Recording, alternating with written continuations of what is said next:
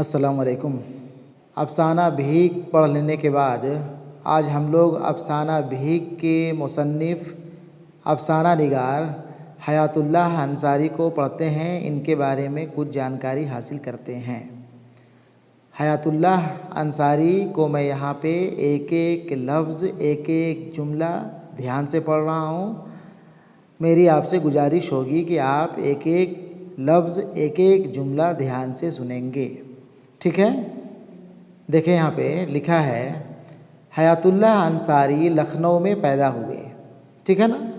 हयातुल्लाह अंसारी सवाल पूछता है कहाँ पैदा हुए, जवाब होगा लखनऊ में। हयातुल्लाह अंसारी लखनऊ में पैदा हुए।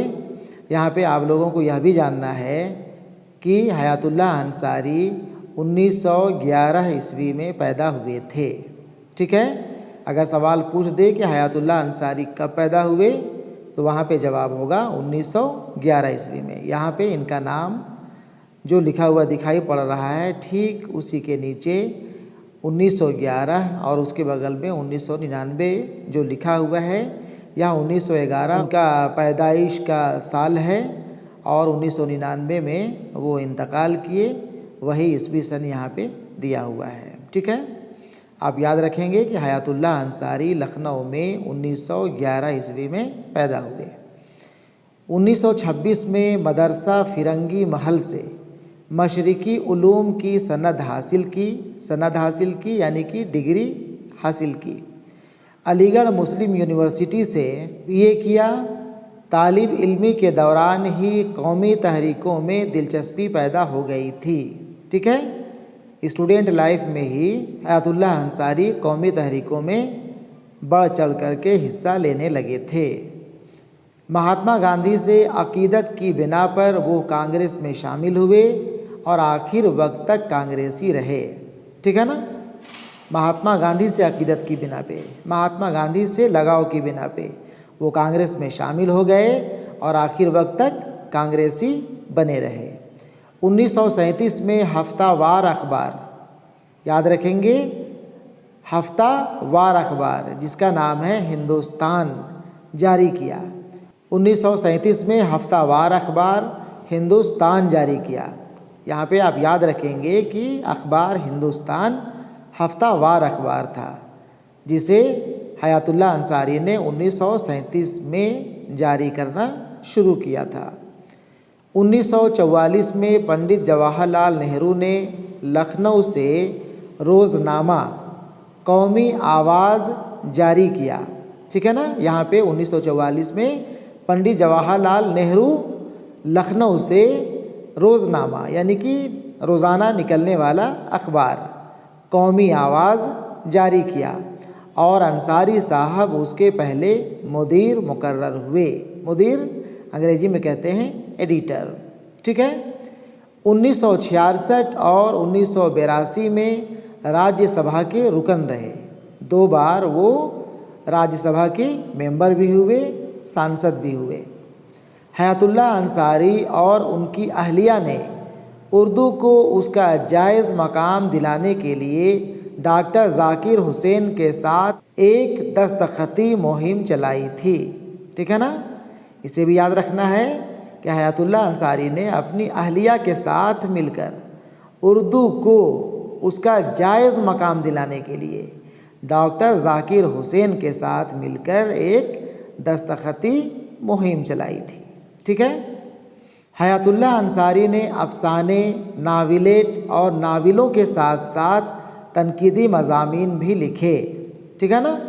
हयातुल्लाह अंसारी जिनका अफ़साना आप लोग पढ़े भीख के नाम से, ये सिर्फ अफ़साना निगार ही नहीं थे बल्कि इन्होंने अफ़सानों के साथ साथ नाविलेट, नाविल और साथ ही तनकीदी मज़ामीन भी लिखे और गैर उर्दू दां हज़रात को उर्दू सिखाने के लिए एक कायदा ग्रामर की किताब 10 दिन में उर्दू लिखा, ठीक है ना। गैर उर्दू दां जिनको उर्दू लिखना पढ़ना बिल्कुल ही नहीं आया करता था, उनको उर्दू सिखाने के लिए एक कायदे की किताब 10 दिन में उर्दू के नाम से निकालते हैं, लिखते हैं। 1952 में लखनऊ में तालीम बालिगान के लिए तालीम घर कायम किया। ठीक है ना। 1952 में लखनऊ में तालीम बालिगान यानी कि एडल्ट एजुकेशन दिलाने के लिए, बड़ों को तालीम दिलाने के लिए, देने के लिए एक तालीम घर भी कायम करते हैं। हयातुल्लाह अंसारी ने प्रेमचंद के अफसानों से मुतासिर होकर अफसाने लिखे, लेकिन उनके अफसानों की फ़िज़ा मुख्तलिफ है। ठीक है। जो फ़िज़ा प्रेमचंद के अफसानों में पाई जाती है वो फ़िज़ा हयातुल्लाह अंसारी के अफसानों में देखने को नहीं मिलता। लेकिन हयातुल्लाह अंसारी प्रेमचंद से काफ़ी ज़्यादा मुतासिर थे और उन्हीं से मुतासिर होकर के इन्होंने अफसाना लिखना शुरू किया था। उन अफसानों के मुताले से अंदाज़ा होता है कि उनमें मुशाहिदा, तख़य्युल और फ़िक्र तीनों एक दूसरे के मतवाज़ी हैं। उनके अफसाने ज़िंदगी के तमाम पहलुओं की तर्जमानी करते हैं। ठीक है। आगे देखा जाए, हयातुल्लाह अंसारी के अफसानों का पहला मजमुआ अफसानों का अनोखी मुसीबत 1939 में शाये हुआ। याद रखेंगे, हयातुल्लाह अंसारी के अफसानों का पहला मजमुआ का नाम था अनोखी मुसीबत, जो कि 1939 में शाये हुआ था। इसके बाद भरे बाज़ार में, शिकस्ता कंगूरे और ठिकाना के उन्वान से उनके अफसानवी मजमुए, 2 नाविलेट, मदार और घरौंदा, 5 जिल्दों पर मुश्तमल ज़ख़ीम नाविल लहू के फूल छपा। ठीक है ना। लहू के फूल इनका मशहूर नाविल है जो कि 5 जिल्दों पे मुश्तमिल है। 5 जिल्द में यह नाविल मुश्तमिल है, काफ़ी ज़ख़ीम नाविल है। ठीक है।